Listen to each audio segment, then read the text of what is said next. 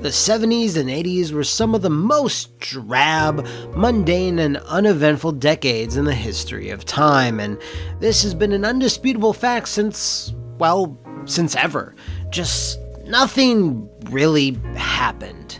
Then, Fred Durst came along, a blue-eyed, foul-mouthed, aspiring little skater boy from North Carolina who had aspirations to conquer the music world. And he did. Don't let any other facts tell you otherwise. He did so through the magical and ageless melodies of Limp Bizkit, who released their first album in 1997. And the rest, as they say, is history. Greasy, rap rock, Adidas, new era ball cap, weird face, painted, covered history. Mr. Durst would eventually go on to having his own label, direct music videos, and motion pictures. But for the purpose of this story we'll be investigating today, we'll be focusing on his surprising amount of appearances in video games. And when I say surprising, I mean more than one, which is higher than the average musical artist by, like, a lot. But why did this happen? How did this happen? And why did this happen? I already asked that part. This is the case of the cursed thirst of Durst. In the late 90s and early 2000s, there were a lot of things that were in, and if you wanted to be with it, I used to be with it, but then they changed what it was. You needed to be enthusiastic about at least two of them. These cultural milestones ran the gamut from Chef Boyardee's overstuffed extreme ravioli, Razor's scooters, rap rock, and finally the discerning connoisseur's choice, professional wrestling. Video games, always cool and popular, were at their zenith in terms of adapting said wrestling programs, giving the consumer almost too many choices to grapple with. One such consumer was our boy Fred. Now, one of these premier series of video games was the SmackDown series, which had two incredible entries on the PlayStation 1 with Know Your Role absolutely maxing out the hardware. The developers of the game, Ukes, were already preparing for their big PS2 follow-up with Just Bring It, an entry that had better graphics and an updated roster and not too many other fundamental changes. But having been released only a year after the last game, it was understandable. What was less understandable was the inclusion of a secret, unlockable character. Excuse me for my lack of dramatics, but yes, it was Fred Durst.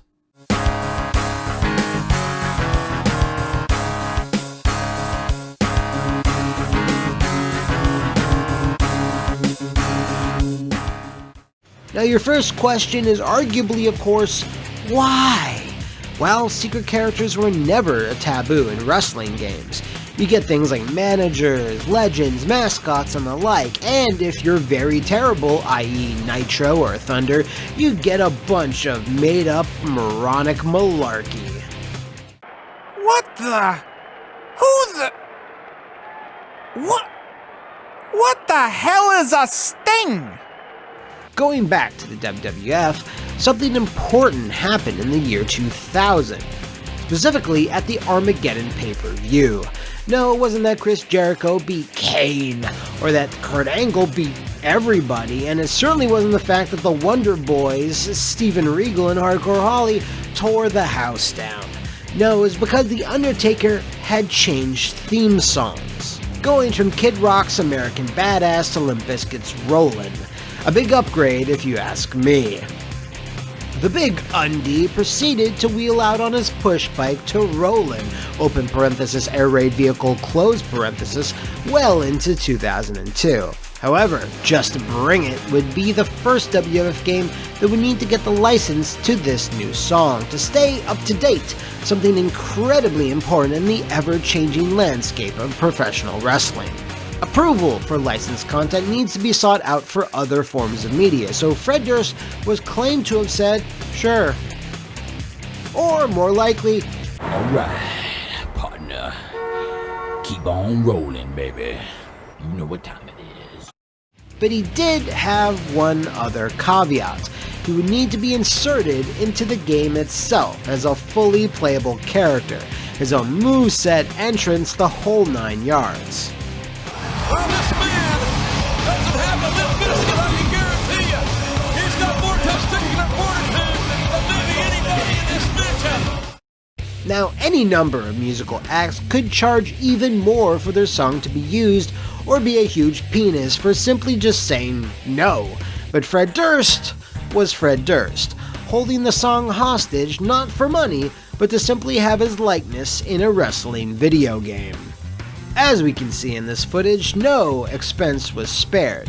Freddie D even gets a special dual intro if he teams up with The Undertaker in a tag match. Now, what's a bit odder is the method in which to unlock him. 1. You must select a slobber knocker match. 2. You must use The Undertaker. 3. You must defeat 20 opponents in a row. If you've managed to do that, you can truly say you did it all for the nookie. Now, some question whether or not love can bloom on the battlefield, but it certainly can in a wrestling ring. This kicked off the Limp and McMahon connection, because in 2001, the WWF hosted their biggest WrestleMania at that point, and arguably their best. WrestleMania X7 or just 17, it's X7, that's far more 2000s era appropriate. To hype up the big stunning Steve Austin versus Rock the Dwayne Johnson match, WWF made an anime music video, which is an amazingly potent nuclear bomb of new millennium style, as it used the legendary track My Way.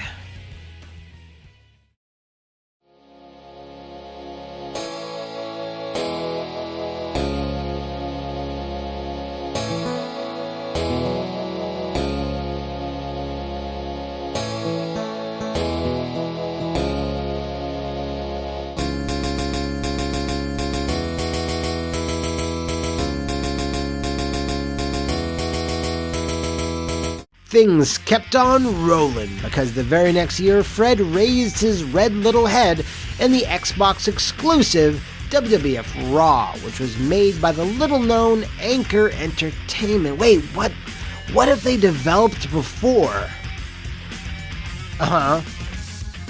Yeah. Oh.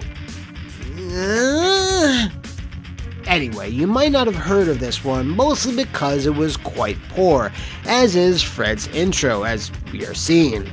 No lowrider, no over-the-top mannerisms that would make Buff Bagwell blush, no special dual entrance. I guess since Undertaker was still using Rollin' as his theme, the WWF were contractually obligated to keep putting Fred in their games, I guess? Well, to unlock him, since there was no slobber knocker match in this game, it's a much more straightforward affair. When every single championship belt, yes, even the European Championship. Yeah, that's it. So it's plain to see this is a much more subdued and low-key appearance. And speaking of low, wow, Fred sure is crouching down there. You okay, sir? Sir! Yeah! Now, what is not exactly clear is why only these two WWF games got a special appearance by the Limp Bizkit frontman and not the bevy of other grappling games released in the same time frame. Why not WrestleMania X8 for the GameCube? That was released before Raw and even has Rollin' featured as The Undertaker's theme. Well, what's wrong with the GameCube, Fred? Are you a console fanboy? Yeah! And hell, Road to WrestleMania on the GBA came out in Limp Bizkit's heyday. Imagine a little Natsume-crafted sprite of Fred Durst. Wow, life could be worse, but it could be a lot better too. Oh, wait. Hold up! That might be Fred in the audience. I think. Yeah, that's him. Confirmed.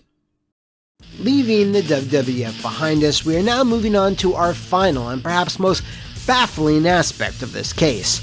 In 2004, a year where there were no Limp Bizkit things to advertise, and admittedly their star had fallen somewhat, there was one more game Fred Durst's iconic cap was thrown into: the grimy, blood-stained floors of Fight Club for the PS2 and Xbox. Yes, for those that have had their memory lobe of their brain removed, there was a Fight Club game. You know, Fight Club, the movie that said to throw away your material possessions and to not devote your lives to marketing corporations? Yeah, buy this video game!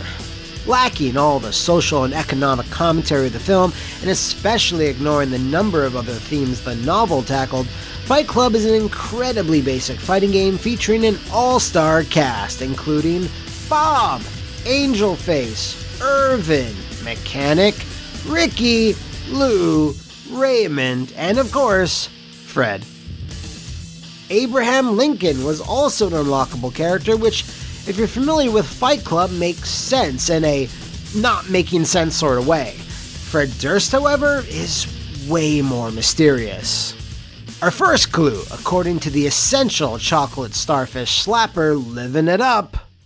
Baby, no mind. I seen the Fight Club about 28 times. That's all we have to go on. Fred Durst really likes Fight Club and happens to be quite chummy with David Fincher, the movie's director, and that's it. That's not it. In normal circumstances, this might have been a lot more difficult for Freddy to pull off, but the path to being a playable character in this game was actually surprisingly clear.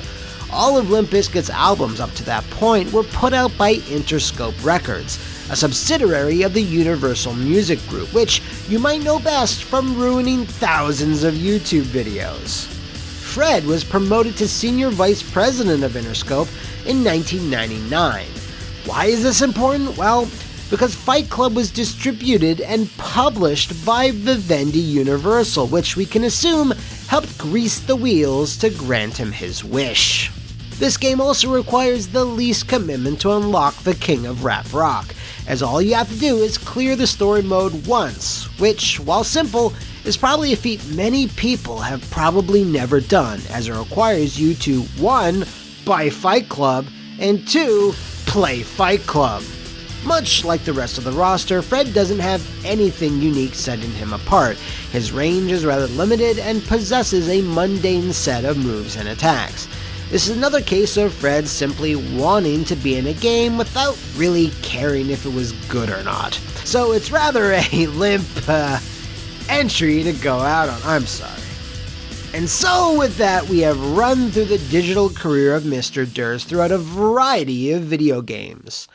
Released video games, that is. Because now it's time for a Brucey bonus. There is one more title he was slated to feature in, a game that was even formally announced but never made it to market, and most unfortunately, one that doesn't have any surviving media. Jonathan Davis, the frontman for Silent Hill and Haze enthusiasts Korn, let the world know that Pop Scars would be released on the PlayStation 2 sometime in 2005. It was going to be a straight-up one-on-one fighter that would feature Fred Durst, other members of Korn, Aaron Lewis of Staind, and Marilyn Manson.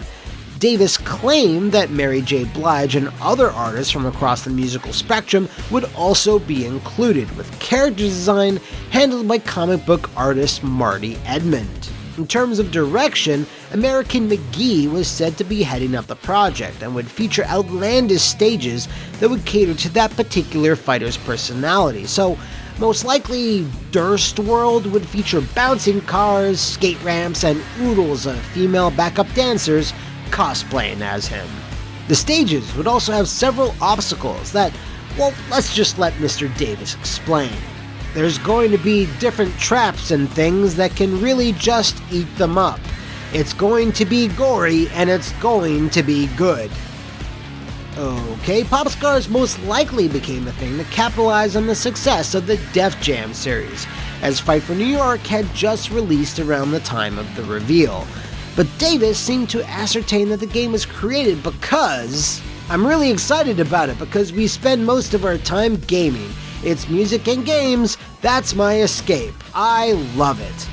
Despite said excitement, the game was then unceremoniously cancelled, with Davis explaining to Kerrang! In 2019, it was one of the gaming companies, and they had to pull out because they had to pull away entire teams to work on other games. It just didn't happen, but I really liked it. So yes, it just didn't happen, but Jonathan Davis really liked it, and the world was denied an anthology of Fred Durst video gamedom rather than just a trilogy. It seemed, despite the oddness of it all, Fred Durst was controlling all the cards at the time these games were released, either through contract negotiations with the WWE, using his contacts within the music industry, or just trying to help a pal make weird fighting game fanfiction. What would you do if you were in a position of similar power? Ask for more money or more of your tracks be included in said game? Maybe ask for a featuring Fred Durst from the Limp Bizkit series sticker on the front? No, Fred simply wanted to play video games with himself in them, a fantasy most others can only dream about, but he did it 3.5 times. Now, while Limp Bizkit haven't released a new album in almost a decade, Fred has kept himself busy with other projects. Hey, you ever heard of Bigfoot? Bigfoot is the first real monster truck. They got others, but Bigfoot's the first. I'd love to be the first at something. This was a story of a man who simply loved video games so much that he was able to digitally insert himself into them through the sheer power of will and money too. That was actually the important part. So with that, the case of the cursed thirst of Durst is closed. Know of any other cases I can take a look at? Scream your suggestions in the comments below, or shred a solo over at the Flophouse VIP Patreon to officially throw a file onto my desk. We'll see you next time, fellow gumshoes, on the Flophouse Files.